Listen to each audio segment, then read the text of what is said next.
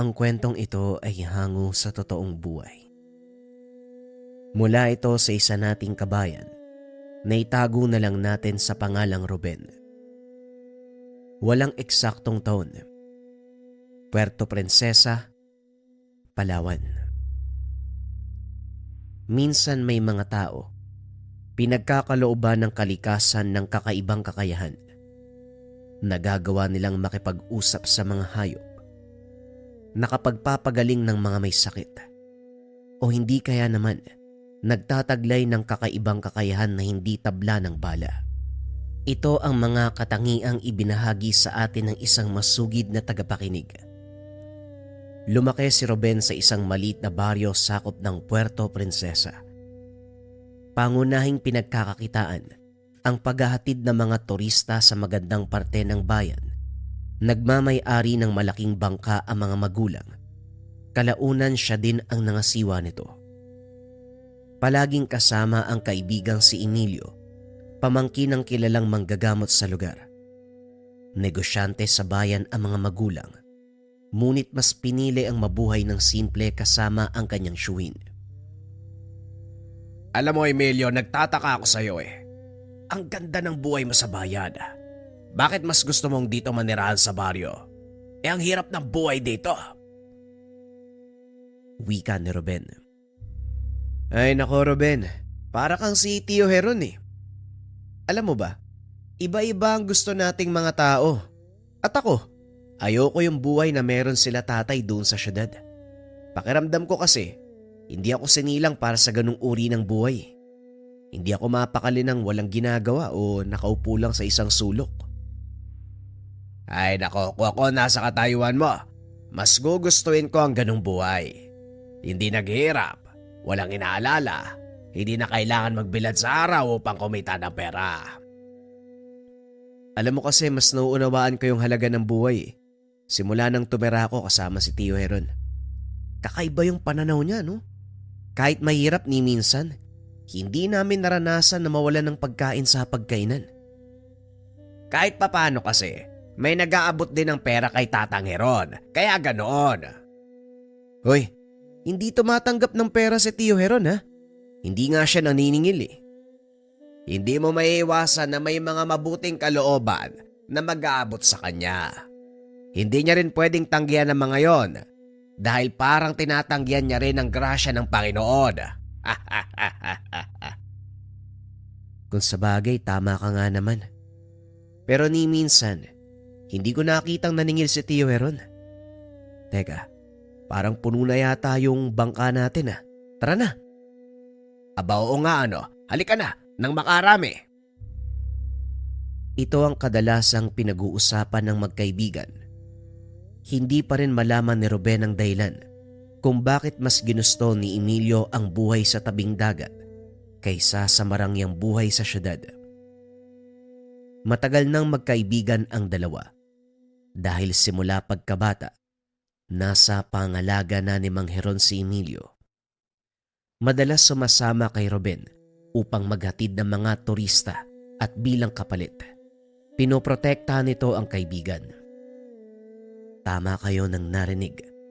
Si Emilio ang nagsisilbing protektor ni Ruben sa tuwing bumabiyahe ito.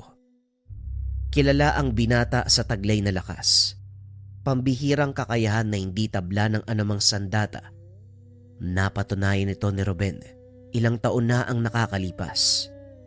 Ito ay nang minsan silang magkaroon ng lasing na pasahero. Nagwala ito sa bangka at hindi na malayan ng otoridad na may dalang baril ang tao. Dahil inawat ni Ruben ang pasahero, inilabas nito ang dalang sandata at tinutukan ng binata. Dali-dali namang hinarang ni Emilio ang katawan. Nang iputok ng turista ang baril, tila bolang tumalbog ang bala sa katawan ni Emilio.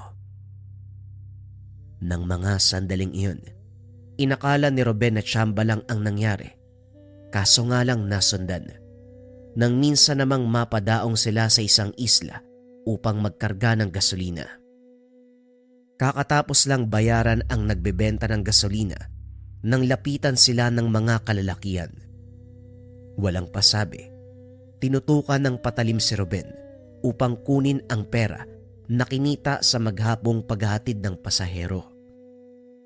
Nanlaban si Ruben, kaya inundayan ito ng saksak ng isa sa mga kalalakian.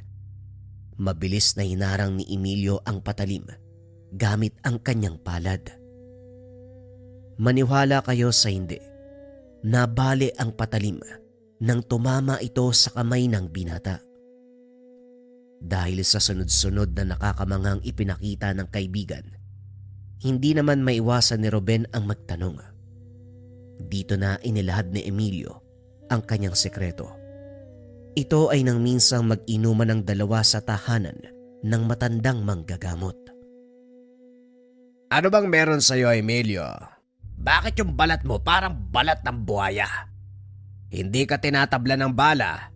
Kahit yung kutsilyo ng taga-kabilang pulo, wala din sinabi. Tamang sinabi mo, Ruben. Balat nga ng buhaya ang balat ko. Dahil dito, ipinakita ng binata ang isang maliit na bato. Kulay puti, na halos kasing laki ng itlog ng pugo. Ano naman yan? Parang itlog ng ibon. Ang tawag sa batong yan ay luha ng buhaya. Binigay ito ng kaibigan ni Tio Heron nang minsan siyang mapadalaw dito. 'Di ba, Tio? Tama ang sinabi ni Emilio. Nung una, ayoko maniwala na mapapagana ng kaibigan ko ang bisa ng bertud na yan. Pero nagulat ako Isang araw, nabalitaan ko na lang ang mga nangyari sa puerto. Kaso nga lang, hindi na uli nakabalik yung kaibigan ni Tio. Sino nga ba yun? Oo, si Tatang Marcel. Masyadong mailap si Marcel. Kahit gano'n siya katanda, hindi pa rin nagpeperme sa isang lugar, kaya napakahirap pigilan. Sa palagay ko nga, patay na yun Naniwala lang si Ruben nang mismong si Mang Heron na ang nagkwento. Ito ang naging simula ng pagsama ni Emilio kay Ruben. Balik tayo sa kasalukuyan. Nang mga sandaling ito naglilinis ng bangka si Ruben dahil may anunsyo ng malakas na bagyo. Alam ng binata na walang turistang dadayo upang tumawid sa kabilang pulo. Oh, hindi ba tayo babiyahe ngayon? Hindi muna. Mukhang malakas ang paparating na bagyo. Pansin ko nga rin lumalakas na yung hangin. Anong gagawin natin ngayon? Maglilinis lang muna ako ng bangka para sa susunod na biyahe. Kaya-ayang tignan. Di tutulungan na lang kita. Wala naman akong gagawin sa bahay O sige, pagkatapos ito, tambay tayo sa inyo. Pag-uusap ng dalawa.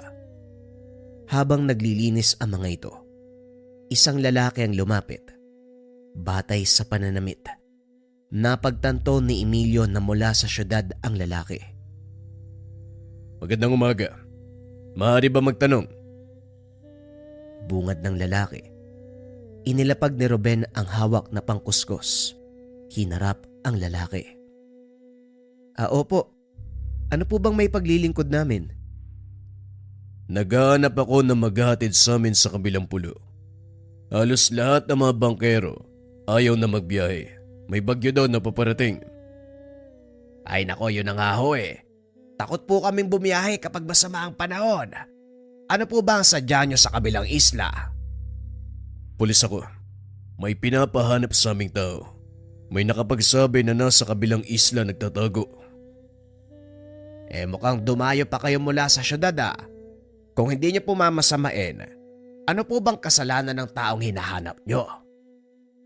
Pasensya na, pero hindi ko pwedeng sabihin sa inyo ang dahilan. Matutulungan niyo ba ako? Mag-isa ka lang po ba? Oo, mag-isa lang ako. At handa ako magbayad ng malaking halaga kung sakaling may hahatid niyo ako sa islang yun.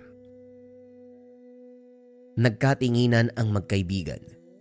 Nang malamang mag-isa lang ang pasahero at handa itong magbayad ng malaking halaga. Ano, Amelia? Patusin ba natin? Ikaw ang bahala, ikaw yung may-ari ng bangka. Sige sir, Ano po ba? Balikan ba kayo? Depende. Kung mahanap ko siya kagad, mabilis tayo makakabalik.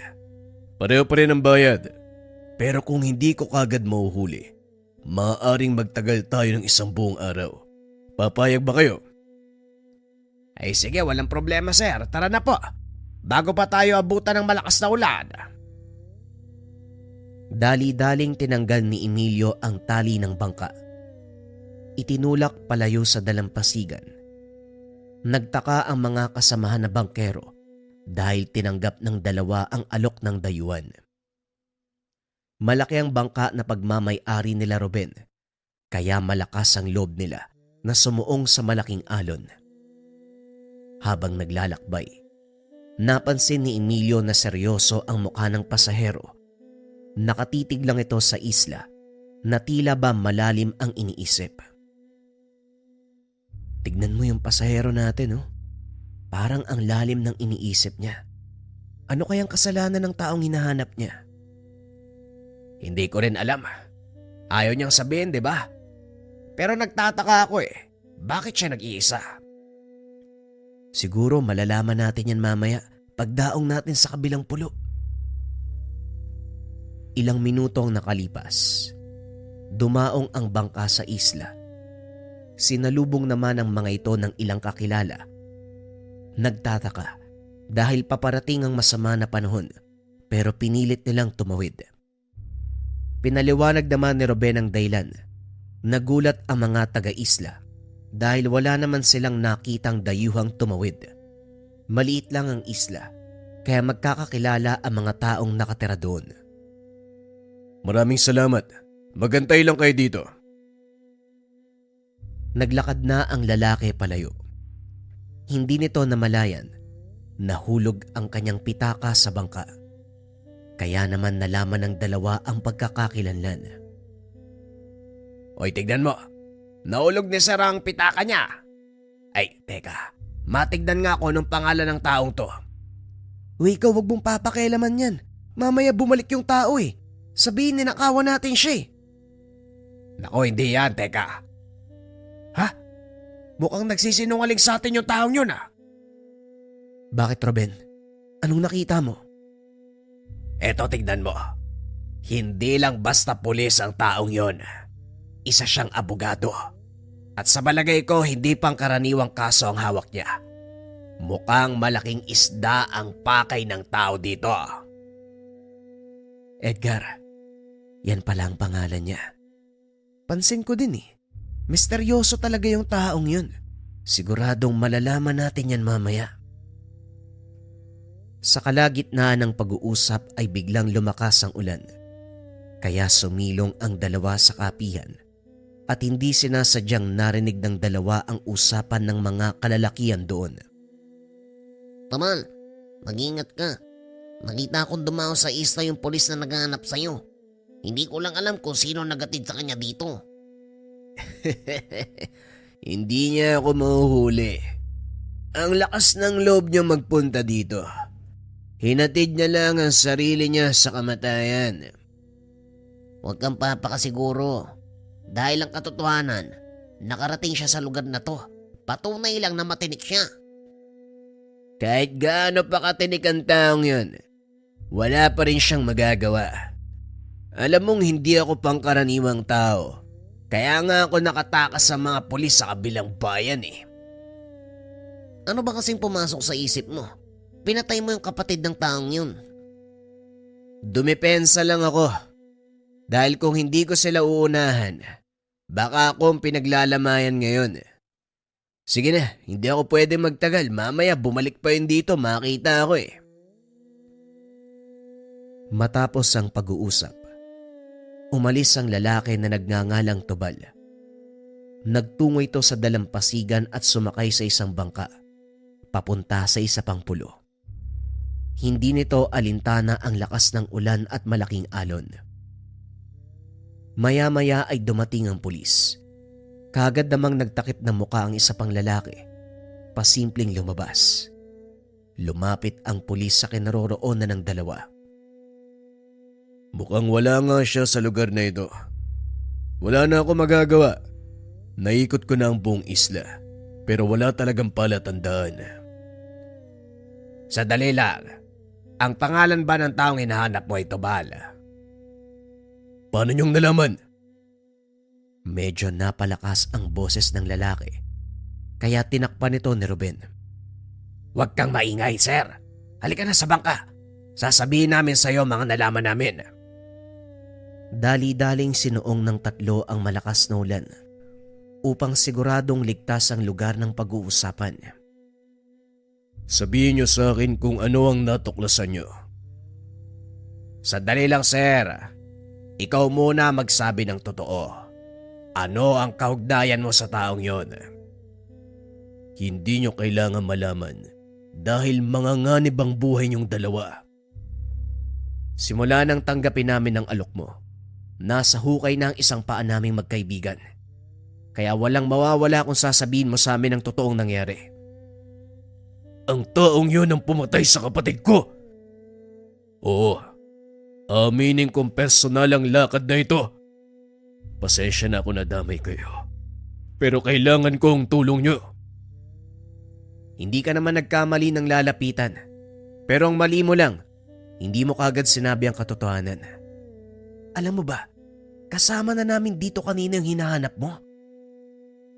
Teka, bakit hindi niyo pinigilan? Naku naman!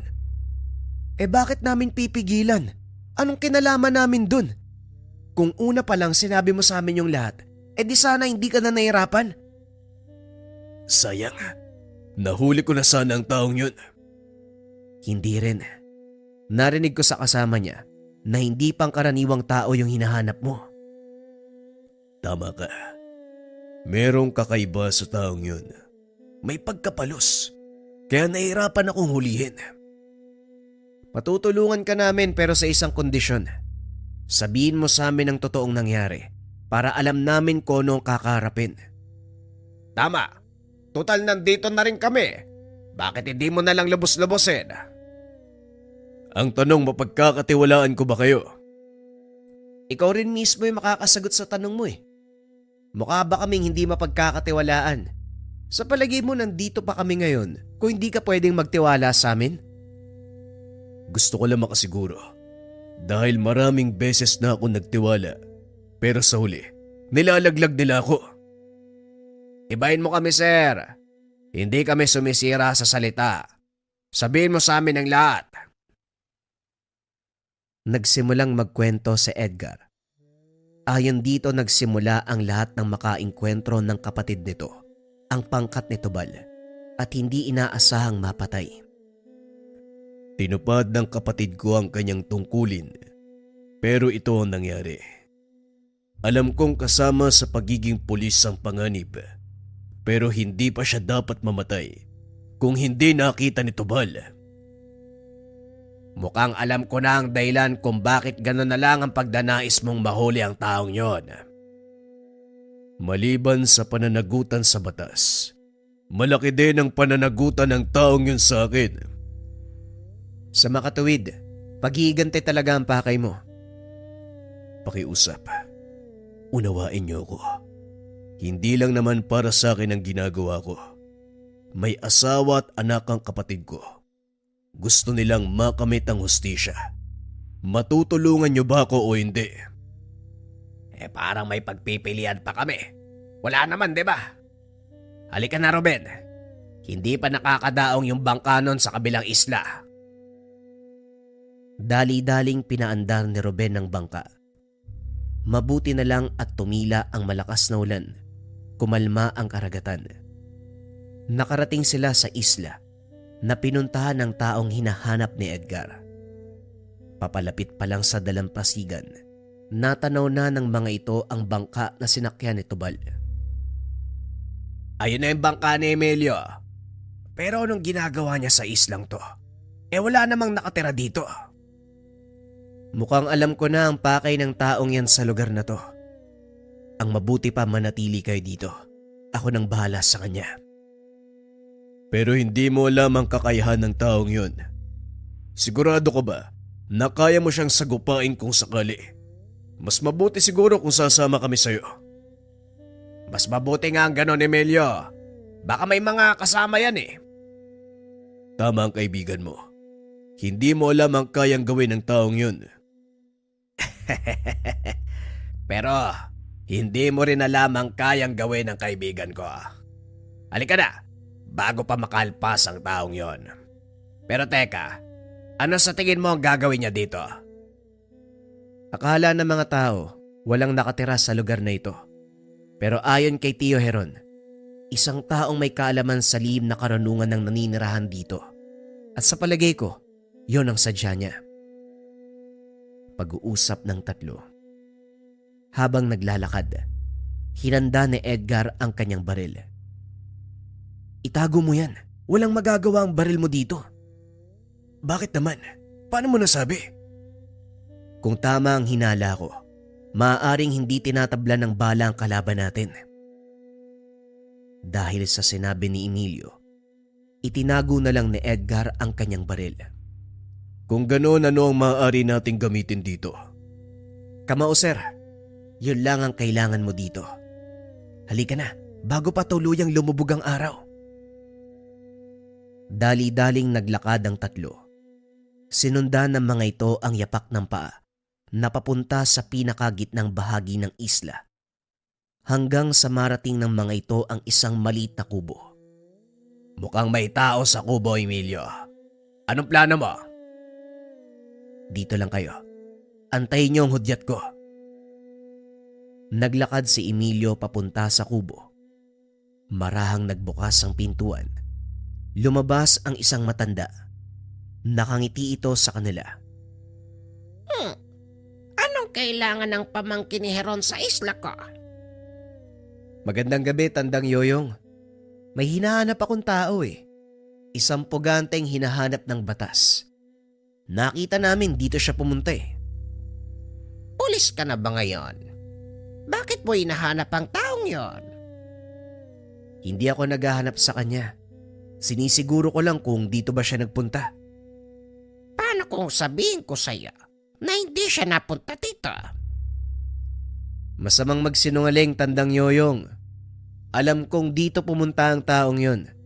Kaya ilabas mo siya. Pasensya na. Pero hindi ko ipagkakanulo ang aking mag-aaral. Kung gusto mo siyang mahuli, kailangan mo kong talunin. Ginagalang ko po kayo dahil mas matanda kayo sa akin. At naging magkaibigan kayo ni Tio Heron. Kaya hindi ko kayo lalabanan. Nakikiusap ako sa inyo eh. Gawin niyo po yung tama. Sa palagay ko tama ang ginagawa ko.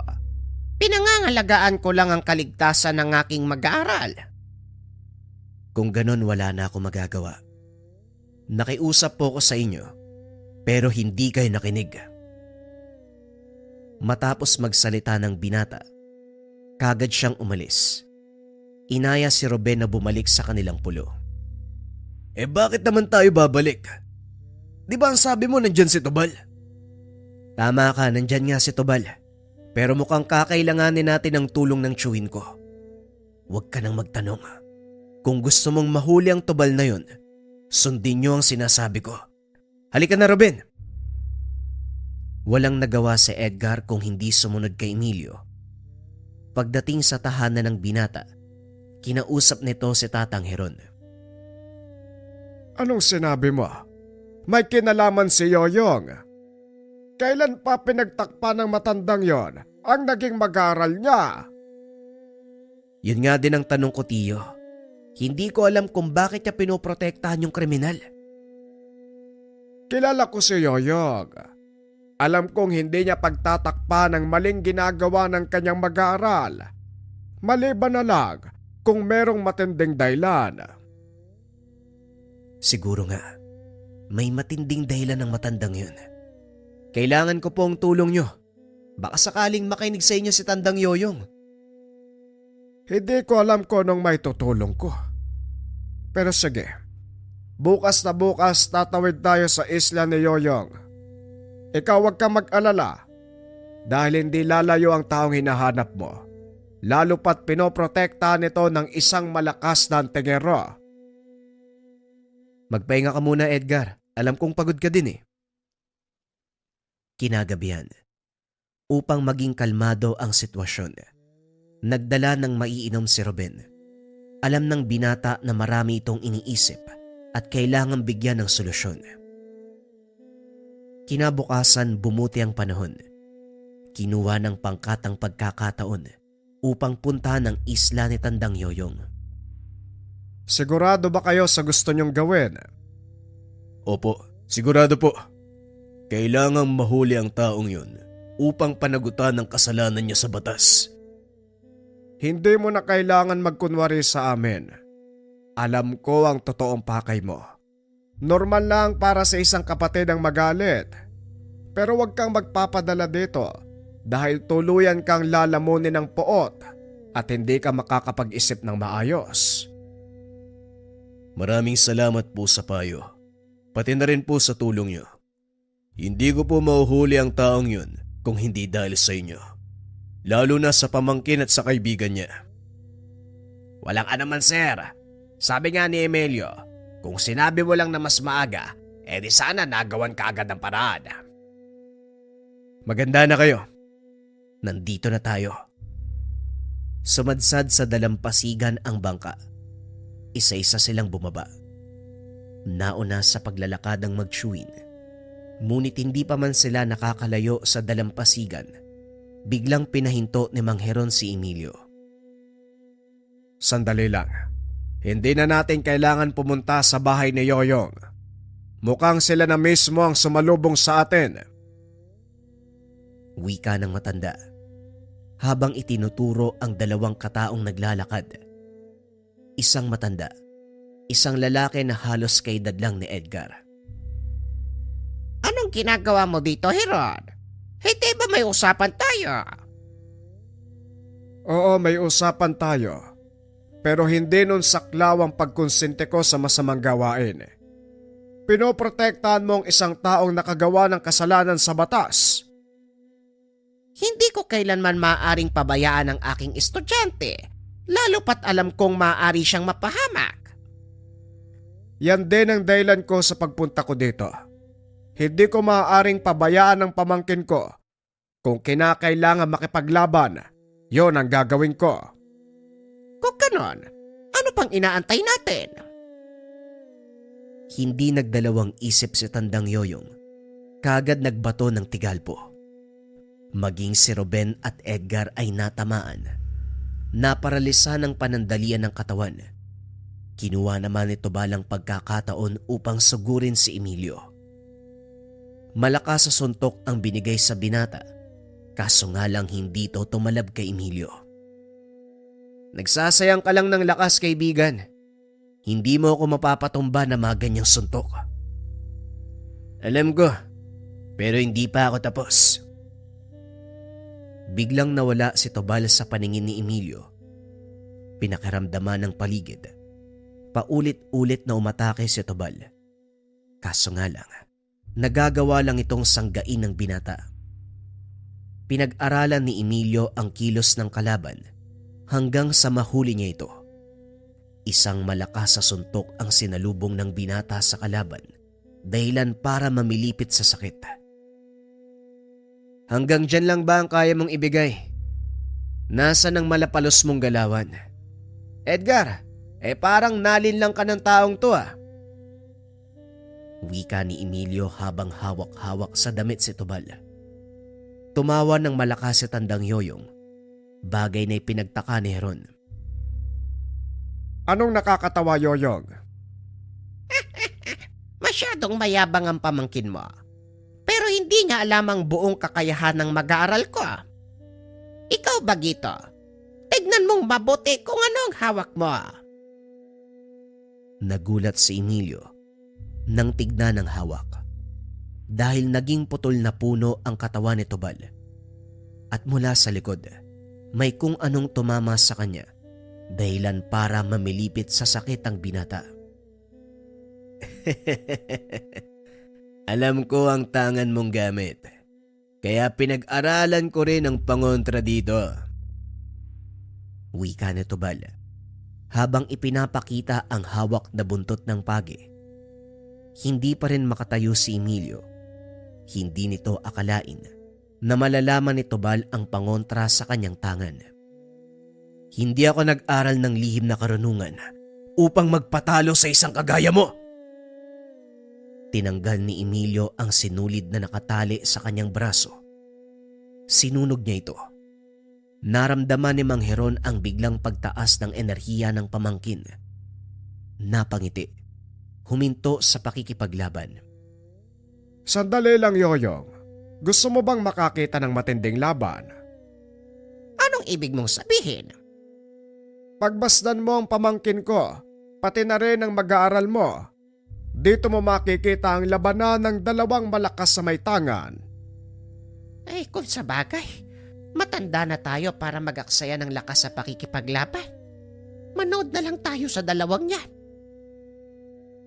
Naupo ang dalawang matanda. Pinanood ang mga nakababatang antingero. Nasa kalagitnaan ng matinding labanan ng dalawa. Kapwa hindi nagpapatalo hanggang sa mapuruhan ni Emilio si Tubal. Napalood ito at pilit na tumatayo. Ibinaba ni Emilio ang depensa dahil alam niya na walang laban si Tubal. Huwag ka nang lumaban. Wala nang silbi kung pipilitin mo pang lumaban. Hindi ako pwedeng makulong. Gumawa ka ng kasalanan, Tubal. Kailangan mong panagutan yan sa batas ng tao. Hindi ako papayag.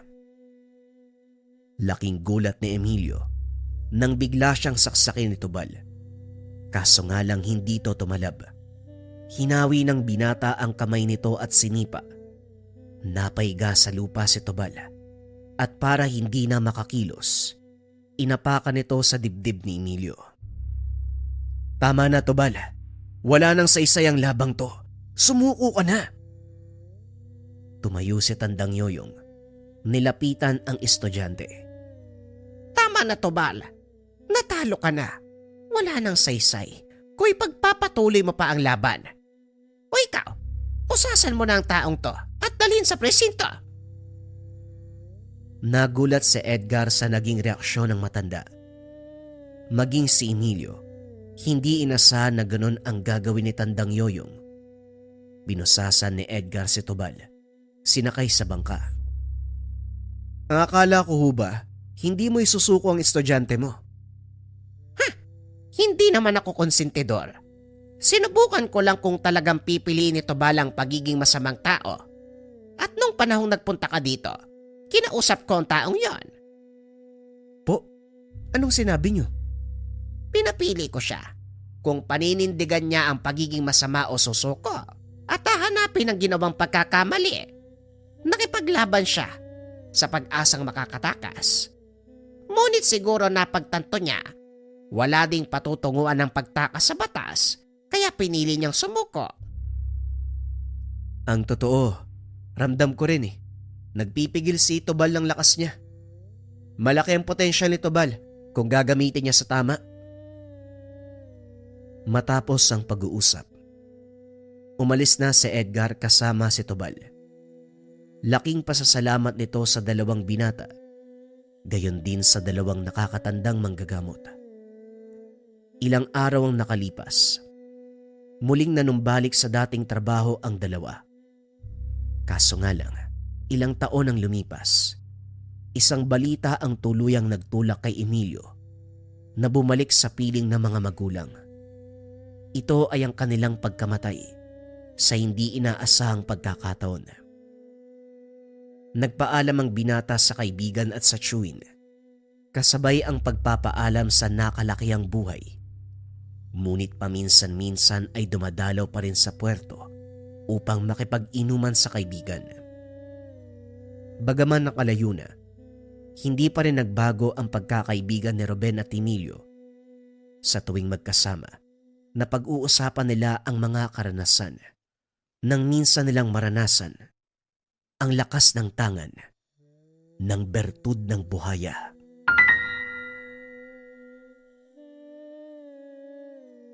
Ang kwentong ito ay hango sa totoong buhay. Mula ito sa isa nating kabayan na itago na lang natin sa pangalang Fred. Walang eksaktong taon. Probinsya ng Davao. Hoy pre, parang may nakitang patay dun sa gilid ng daan kanina. Yan na naman yung balita. Alam mo ba yung tungkol doon? Wika ni Martin. Oo, yung matandang babae. Ang sabi pa nila sa baryo kanina, kilalang mambabarang daw yung babaeng yun. Buti nga sa kanya eh. Marami na sigurong pinahirapan yung lintik na yun eh. Tugon ni Elias. Hindi pa naman sigurado kung talagang mambabarang nga siya. May mga kamag-anak na nagpunta para kunin yung bangkay eh. Pero wala ni isa sa kanilang nakausap na mga pulis. Normal lang yun no? Ikaw ba naman? Sasabihin mo bang mambabarang yung mga kamag-anak mo? Natural hindi sila magsasalita tungkol sa usapin na yun. Paano mo nalaman na may namatay? Pangatlo ka nang dumaan dito sa bahay na nagsabi tungkol dyan. Halika na nga, samahan mo ako sa bukid. Maghahatid ako ng pagkain kay tatay. Nang mga panong ito, nakatira ang magkaibigang Elias at Martin sa isang maliit na baryo. Medyo malayo na sa bayan ng lugar at nasa bandang paanan ng kilalang bundok sa probinsya ng Davao. Ang pangunahing pinagkukunan ng pagkain ay pagsasaka at pagtatanim ng gulay. May ilang ding nagtatrabaho sa pataniman ng prutas sa lugar. Mataba ang lupa sa probinsya, dahilan kung bakit maganda ang tubo ng mga prutas. May sariling lupang sakahan sina Elias at ito ang pinagkakaabalahan ng mga magulang ng binata. May mga tanim silang singkamas, mais at kung ano pang mga pananim na maaaring ibenta sa merkado. Nakasanayan na ni Elias ang ganitong pamumuhay. Simula bata katuwang na ito ng ama sa pag-aalaga ng kanilang mga pananim. Hanggang sa matutunan nito ang lahat ng pamamaraan para makapagpatubo ng magandang klase ng mga gulay. Halos hindi na sulit ni Elias ang pagkabinata. Mas inuna nito ang pagtatrabaho sa kanilang bukirin kaysa makipaglaro o sumama sa mga kaibigan. Iisang tao lang ang lubusang nakaunawa sa binata. Ito ang kaibigang si Martin. Halos sabay lumaki ang dalawa. At dahil magkalapit lang ang tahanan, ito ang naging kalaro ni Elias simula pagkabata. Pareho ding magsasaka ang mga magulang at halos magkatabi lang ang lupang sinasaka ng mga ito. Paminsan, sabay pa silang naghahatid ng baon sa kanika nilang mga magulang na nagtatrabaho sa bukid. Abala ang mga ito lalo na kapag panahon ng taniman at pag-aani. Halos buong araw silang nagtatrabaho at kung minsan inaabot pa ito ng gabi. Nakasanayan na ng magkaibigan ang ganitong mga gawain at para sa kanila, laro na lang ang pagtatanim at pag-aani ng mga kulay. Dahil na rin sa trabahong ito, nagkaroon ng hindi pangkaraniwang karanasan sa Elias. Bagaman laki sa kabundukan at sa makalumang estilo ng pamumuhay, hindi naniniwala ang binata sa mga pamahiin, lalo na sa mga kwento ng nakakatanda tungkol sa mga engkanto, aswang at iba pang may kinalaman sa kabilang dimensyon. Para sa kanya ang lahat ng ito ay pawang imahinasyon lang ng mga taong pinagmula ng kwento. Ginagawang panakot sa mga bata upang hindi lumabas ng tahanan pagsapit ng dilim. Ano, Elias? Kayo na lang ba ni Martin yung tatapos sa pagdadamo sa taniman? Masakit na ang likod ko eh. Opo tay, kami na po ang bahala doon. Konti lang naman yun eh. Hindi na siguro kami aabuti ng tanghalian. O sige, talin mo na ang kalabaw at pakainin mo sa gilid ng saba para mabawas-bawasan naman ang mga damo doon. Ingatan mo lang na huwag mapunta sa taniman ng pechay at baka. Wala tayong aanihin. Napakatakaw pa naman ng kalabaw na yan. Oo nga po eh. Parang ayaw pang tumigil sa kakakain. Ewan ko ba dyan sa kalabaw nyo? Hayaan mo na. Ang mahalaga kahit papano, napapagaan ang mga trabaho natin. Sige na, tatanghaliin na kayo. Matapos mag-agahan, kagad lumakad si Elias. Dinaanan nito ang kaibigan bago tumuloy sa pataniman. Mabuti naman nandito ka na. Nagbaon ka ba ng makakain? Hindi na, sandali lang naman ang trabaho natin doon eh. At isa pa, kung sakaling magutom man ako, marami namang buko sa paligid. Kung sabagay, pagkatapos ng trabaho natin punta tayo sa sentro ha. Balita ako may palabas doon mamayang hapon eh. O sige, pero tapusin muna natin yung trabaho. Baka magalit si na tatay. Habang naglalakad, hila-hila ni Elias ang alagang kalabaw. Nang bigla itong mapahinto, dahil tumigil din sa paglalakad ang alaga, kamuntikan pang matumba ang binata. At nang lingunin ito para pagalitan ang kalabaw, nakita ni Elias ang isang matandang lalaking nakatayo sa gilid ng daan. Magandang umaga sa inyo mga utoy. Maaari ba akong makahingi ng tubig? Naubos na kasi ang dala ko. Magandang hapon din po. Ito po tatang oh. Amin na po yung lagayan nyo. Sasalinan ko. Inabot ng matanda ang sisidlan na gawa sa buho ng kawayan. Sinalinan nito ng tubig at binalik sa matanda. Diretsuhin nyo lang po yung daanan na yan. Tapos lumiko po kayo sa unang kanto. Diretso uli. Paglagpas nyo ng sagingan, yun na po yung sentro. Maraming salamat Eho. Sige na, mukhang naabala ko kayo ng sobra. Walang anuman tatang. Mag-iingat po kayo. Napansin ni Elias na tila ilag ang kalabaw sa matanda. Habang naglalakad ito ay panay ang lingon ng kalabaw na parang may kung anong kinakatakutan. Napansin mo ba Elias? Parang sobrang tanda na ng taong yun ah. Tapos ang layo pa yata ng pinanggalingan. Oo nga eh. Sa palagay ko doon siya nakatira sa kabilang nayon. Malapit sa Kagulangan. Puro katutubo na ang nakatira doon ah. At saka kung doon ang galing ang matandang yun, bakit mag-isa siyang naglalakbay? Hindi ba grupo kung bumaba ng bayan ng mga katutubo? Hindi naman siguro katutubo ang matandang yun.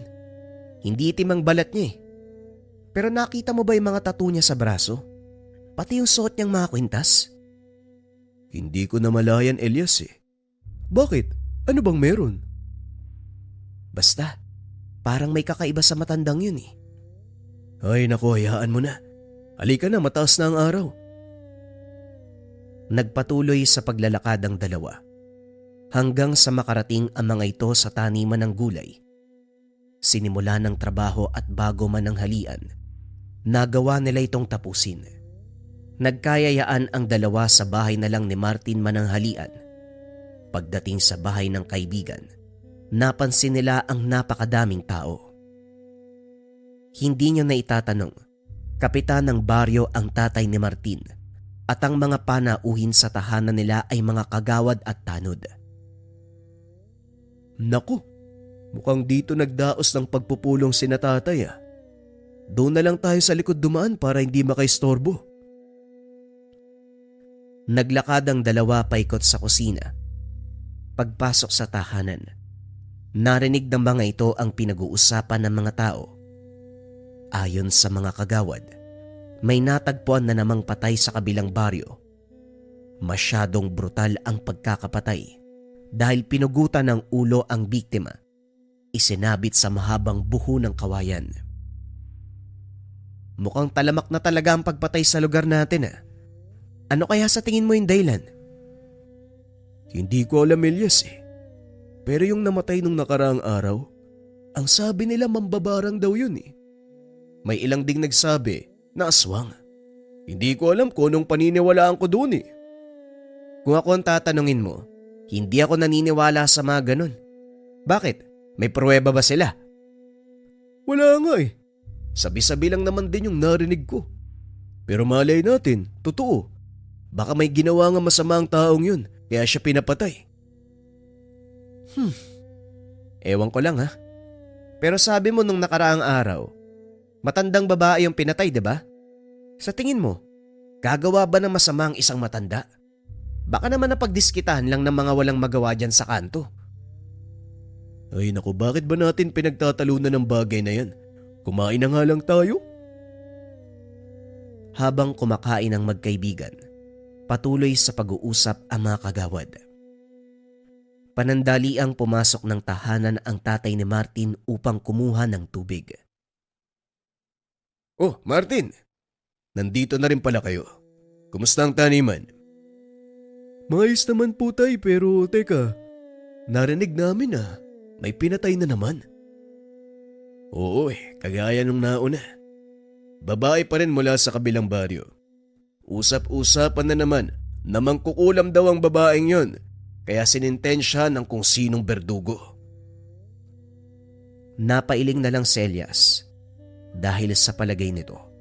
Ginagawa ng dahilan ng mga tao ang mga mambabarang at mangkukulam para pumatay. Pasensya na po kapitan pero parang ginagawang dahilan ng mga tao ang mga mambabarang at mangkukulam Parang yun yung nilulusot nila para pumatay ng tao. Yan din ang akala ko. Pero isa sa mga kagawad mula sa kabilang baryo ang nag-imbestiga. Pinuntahan nito ang tahanan ng biktima.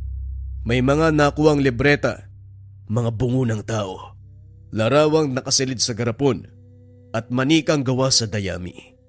Ang ilan nga, may mga nakatusok pang karayom. Meron po ba talagang mga ganon kapitan? Totoo po ba yan? Mahirap mang paniwalaan. Pero may mga tao talagang humihiram ng kapangyarihan sa kadiliman upang makapanakit ng iba. Kung totoo man ang paratang sa babaeng pinatay, aba dapat pasalamatan ng taong gumawa nun sa kanya. Ang problema, walang nakakita kung sino. Matapos sagutin ang tanong ng dalawa, muling bumalik ang kapitan sa pakikipag-usap sa mga kagawad. Tapos nang kumain ang dalawa, ngunit nakalimutan ni Elias na kunin ang alagang kalabaw. Tinamaan ang lintik ko. Nakalimutan kong kunin yung kalabaw. Dito ka muna Martin. Babalikan ko lang yung alaga namin. Dali-daling naglakad ang binata pabalik ng taniman upang kunin ang kalabaw. Habang naglalakad ito, nakasalubong niya uli ang matandang nangingi ng tubig. Aba, ikaw na naman. Mukhang napapadalas ang salubong natin Saan ka ba umuwi? Tatang, ikaw po pala. Oo nga no. Diyan lang po ako nakatira Kayo po ba? Akala ko pupunta kayo sa sentro. Ang totoo niyan, doon ako galing. Kinakailangan ko lang bumalik dahil may nakaligtaan akong tapusin. O siya, mauna na ako Teka, baka may sigarilyo ka dyan. Ito sakto. Sisindihan ko na sana Pero sa inyo na lang ho. Maraming salamat Mag-iingat ka sa pagpunta sa taniman. Sige na, mauna na ako, Otoy. Napakamot ng ulo ang binata dahil alam ng matanda kung saan siya pupunta. Ayos yung matandang yun Kanina tubig, ngayon naman sigarilyo. Pero paano niyang nalaman na sa taniman ako pupunta? Ay nako, paala na nga. Tanong ng binata sa sarili. Patuloy na naglalakad hanggang sa makita ang alagang kalabaw. Kinalas ang tali, hinila pauwi. Habang nasa daan, naramdaman ni Elias na tila bumabagal sa paglalakad ang kalabaw. Nilingon niya ito. Laking gulat ng binata nang makita ang isang matandang babae nakasakay sa likod ng alaga. Halos mapasigaw ang binata dahil nakakatakot ang itsura nito. Gulo ang buhok, maitim ang mga ngipin at naghahabaan ang mga kuko. Ano pong ginagawa niyo sa likod ng kalabaw ko? At saka, paano po kayo napunta dyan? Hindi naman siguro masama kung sasakay ako sa likod ng alaga mo. Nakakapagod maglakad. Kanina pa ako tago ng tago sa matandang si Teroso. Sa isip ni Elias, baliwang matanda, kaya kung ano-ano ang sinasabi. Ganun ho ba? Wala akong problema, pero saan po ba kayo pupunta? Diyan lang. Sige, hilahin mo na ang kalabaw. Dahil bagyang nakaramdam ng takot, nagpatuloy sa paglalakad ang binata. Hindi ito lumilingon. Kahit naririnig na panay ang hagikgik ng matanda na parang may kung anong pinagtatawanan. Nairita si Elias, kaya hinawakan nito ang itak na nakasugbit sa kanyang tagiliran. Binunot, tinutok sa matanda. Kaso nga lang nang lumingon si Elias ay wala na ito sa likod ng kalabaw. Tinamaan ng patis. Saan kaya nagpunta yun? Putik, kinikilabutan ako ah. Dali-daling sumampa sa likod ng kalabaw ang binata. Hinataw ito ng maigi. Mabilis na kumaripas ng takbo ang kalabaw. Habang si Elias naman, panay ang lingon sa likuran. Ngunit biglang napahinto ang kalabaw, dahilan para mahulog ang binata. Nang tignan niya kung ano ang dahilan, nakita nito ang matandang babae. Mukhang magagamit kita. Tumayo ka, bata. Sundin mo ang lahat ng sasabihin ko kung ayaw mong matulad sa alaga mo. Wika ng matanda habang tinuturo ang kalabaw. Nanlaki ang mga mata ni Elias nang makitang pinagpipiesta na ng uod ang buhay na katawan ng alaga. Anong ginawa mo sa kalabaw ko? Walang yaka, matanda ka. Anong klase ka? Hindi mo na kailangang malaman. Ngayon, kung ayaw mong pagpiestahan ng mga alaga kong insekto, sundin mo ang sasabihin ko. Eto, kunin mo ang bato. Lunukin mo. Bakit ko lulunukin? Anong meron dyan? Huwag ka nang magtanong. Lunukin mo ang bato. Dali-daling kinuha ni Elias ang bato. Inilapit sa kanyang bibig. Naalala ng binata na may hawak siyang itak. Kaya salip na lunukin ng bato, tinapon niya ito at tinaga sa muka ang matanda. Napasigaw ito. Nagpagulong-gulong sa lupa. Kinuha naman ni Elias ang pagkakataon para tumakbo. Hila-hila pa rin ang kalabaw at nang makarating sa tahanan nila Martin, nagulat ang mga kagawad. Natumba ang mga imbaka ng tubig nang madaanan nito ng kalabaw. Elias, ano ba ginagawa mo? Bakit mo naman pinakaripas ng takbo yung kalabaw? Alam mo namang may mga bisita ako eh. Puro ka talaga kalokohan. Ano po kasi? May matanda, pinakain niya ng Ayusin mo ang pagsasalita. Napano ka bang bata ka? Hindi makapagsalita ng maayos sa Elias ng mga sandaling iyon.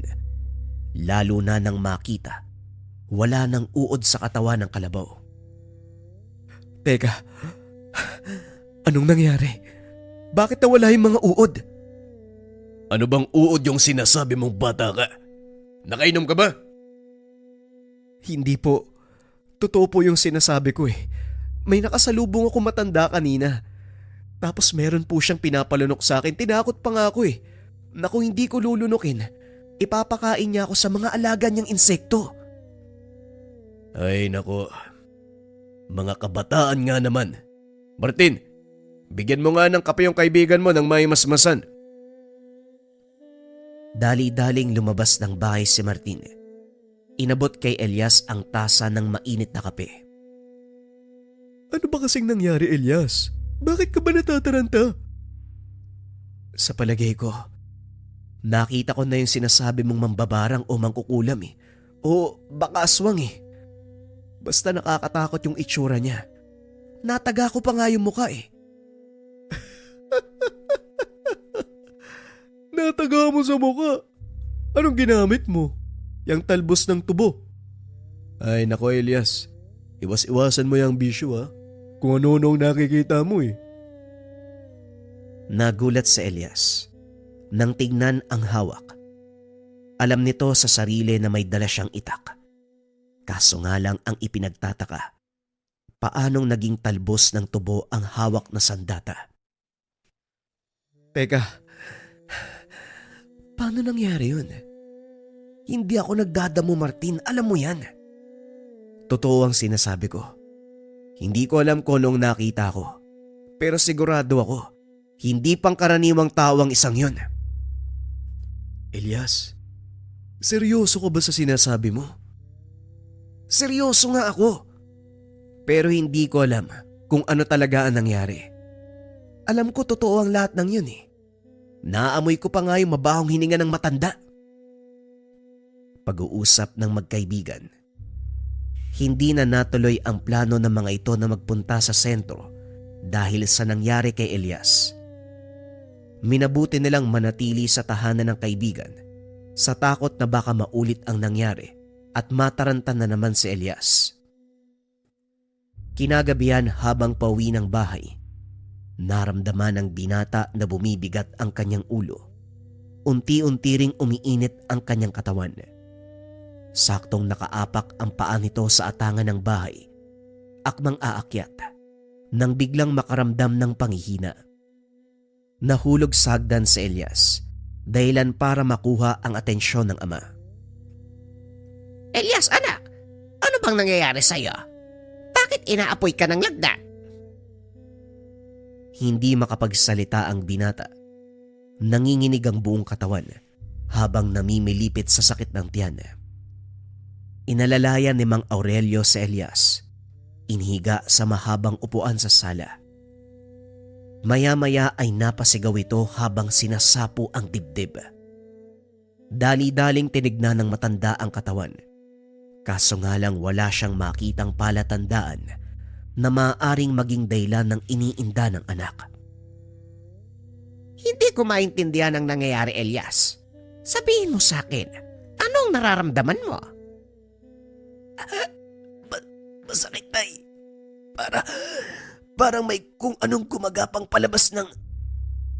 Hindi na naituloy ng binata ang sasabihin. Bigla itong nasuka.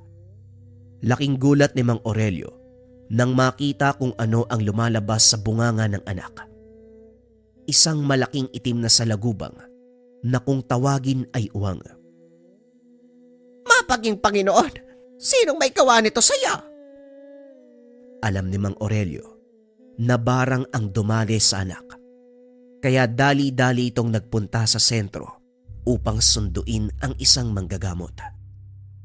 Saktong palis na ito nang dumating si Martin. May dalang isang galon ng lambanog ang binata. Aayain sanang uminom ang kaibigan. Elias, tara Teka, anong nangyari sa'yo? Nabarang ang kaibigan mo, Martin. Tamang-tamang pagdating mo. Pantayan mo muna si Elias. Susunduin ko lang si Camelchor. Dali-daling umalis ang matanda. Patuloy na namimilipit sa sakit si Elias. Ngunit ilang minuto ang lumipas ay kumalma ito. Laking gulat ni Martin nang biglang may kumatok. Pinagbuksan niya ng pintuan ang hindi inaasahang panauhin. Nakita ang matandang humingi sa kanila ng tubig. Pasensya na sa abala, pero maaari ba akong makituloy? Pabagsak na ang ulan. Wala akong masalungan. Wika ng matanda.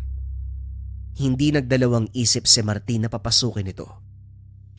Tuloy po kayo. Pasensya na, may sakit po ang kaibigan ko. May sakit? Bakit? Anong nangyari sa kanya? Ang sabi po ng tatay niya, nabarang daw po si Elias. Elias pala ang pangalan ng kaibigan mo. O siya, tumabi ka. Titignan ko siya. Naupo ang matanda sa tabi ng binata. Dinama ang pulso nito. Maya-maya ay tumayo. Hinarap si Martin. Totoo ang sinasabi mo. Nabarang nga ang taong ito. Maganda ka ng mainit na tubig. Lagyan mo ng isang dakot na asin. Kumuha ka din ng ilang peraso ng tanglad. Wika ni Tesoro. Dali-dali namang sinunod ni Martin ang sinasabi nito. Pagbalik ng binata, nakita niyang nilalagok ng matanda ang dalang lambanog. Nandito na. Ay, naku, walang ya. Talagang nakita mo pa yung lambanog ko, ha? Ay, ito na po yung pinapakuha niyo. Ang sarap talaga ng porong lambanog. Pasensya na. Ilang buwan nang hindi nadadampian ng masarap na alak ang lalamunan ko. Bueno, ilapag mo lang sa saigang planggana. Amin na yung tanglad. Inabot ni Martin ang dahon ng tanglad sa matanda. Hinaplos ito at sa pagitan ng bawat pag-ihip, may inuusal na salita. Matapos ay pinapagpag nito ang dahon ng tanglad sa buong katawan ni Elias. Napasigaw ang binata na parang napapaso. Nanlaki mga mata ni Martin. Isa-isang naglabasan mula sa balat ng kaibigan ang maliliit na uod. Ano yan? Saan nanggaling ang mga uod na yan? Ang tawag sa mga uod na yan ay tamasok. Lumayo ka dahil tumatalon sila. Lumilipat sa kung anumang makapitan. Kaya nilang butasin ang balat mo sa pamamagitan ng laway. Kaunting kaalaman, ang mga tamasok ay uri ng uod mula sa fruit fly o bangaw. Karaniwang makikita sa mga bunga ng langka at malalaking prutas. Hindi namiminsala ng mga tao ang tamasok. Ngunit sa oras na gamitin ito ng mga mambabarang, maaaring ikamatay ito ng biktima. Tuloy ang pagpagpag ng matanda sa katawan ni Elias. Hanggang sa tuluyan na itong huminahon. Gamit ang mainit na tubig na may asin, hinugasan ng matanda ang mga sugat na gawa ng tamasok. Nakita ni Martin kung paanong maghilom ang mga sugat ng kaibigan. Hindi ito makapaniwala sa mga nasasaksiyan na tila ba nanonood ng nakakatakot na palabas sa telebisyon. Ang kaibahan lang, nangyayari ito sa mismong harapan niya. Maayos na ang kalagayan ng kaibigan mo. Ngayon, kailangan ko lang mahanap ang mambabarang na may gawa nito sa kanya. Matapos gamutin si Elias, lumabas ito ng tahanan. Sumigaw, panayang mura, na tila may kung sinong kaaway. Akmang lalabas sana si Martin, pinigilan siya ng matanda. Diyan ka lang. Mukhang nandito sa paligid ang mambabarang. Mabuti naman at hindi ko na kailangang lumayo pa. Magpakita ka, mambabarang! Ilang ulit itong sumigaw, kaso nga lang walang lumalabas. Hanggang sa tila napikon na ang matanda. Kinuha nito ang maliit na libreta sa kanyang bag. Nagbanggit ng ilang salita. Napasigaw si Elias. Maging si Martin ay halos mabingi dahil sa lakas ng boses ng matanda. Maya-maya pa, may narinig ang mga itong sumisigaw na tila nasasaktan. Kasunod nito, mga kaluskos ng tuyong dahon. Diyan ka lang pala nagtatago, ha? Pues sumanda ka. Dahil dito kita sisintensyahan. Walang yaka, mambabarang ka. Inunat ng matanda ang kamay. Muling nagbulong ng mga salita. Nang mga sandaling iyon ay may malay na si Elias. Pinilit na makatayo upang makita ang nangyayari.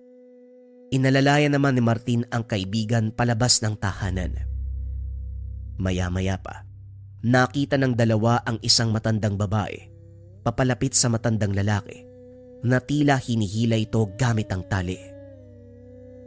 Sa tingin mo makakatakas ka sa akin? Pasensya na, mambabarang. Pero wala pang kagaya mo ang nakaligtas sa kapangyarihan ko. Inilabas ng matanda ang latigong nasa bag. Walang awang hinagupit ang mambabarang. Napasigaw ito sa sobrang sakit hanggang sa magmakaawa para sa kanyang buhay. Pakiusap, Tesoro. Huwag mo ko patayin. Hindi na ako ulit. Lalayo na ako sa lugar na to. Pasensya na, pero hindi na kita bibigyan ng ikalawang pagkakataon. Sa dami ng pinerwisyo mo, wala nang kapatawaran para sa'yo. Muling hinagupit ng matanda ang mambabarang. Pumulupot ang latigo sa leeg, dahilan para masakal. Unti-unting nawala ng ulirat ang mambabarang. Sa pagkakataong iyon, kinuha ng matanda ang patalim. Pinugutan ng ulo ang matandang babae. Isinabit nito sa mahabang buho ng kawayan ng ulo ng mambabarang, habang ang katawan itinali sa nakatayong poste. Maya-maya ay dumating si Mang Aurelio kasama ang manggagamot. Nagulat ang mga ito nang makita ang patay na katawan ng matandang babae. Nakatayo sa tabi nito ang matandang lalaki na may hawak ng itak. Hindi ako maaari magkamali. Si Tandang Tesoro ang taong yan. Siya palang may gawa ng lahat ng to. Kung ganon, totoong mambabarang ang mga pinatay nung mga nakaraang araw. At ang matandang ito ang may gawa.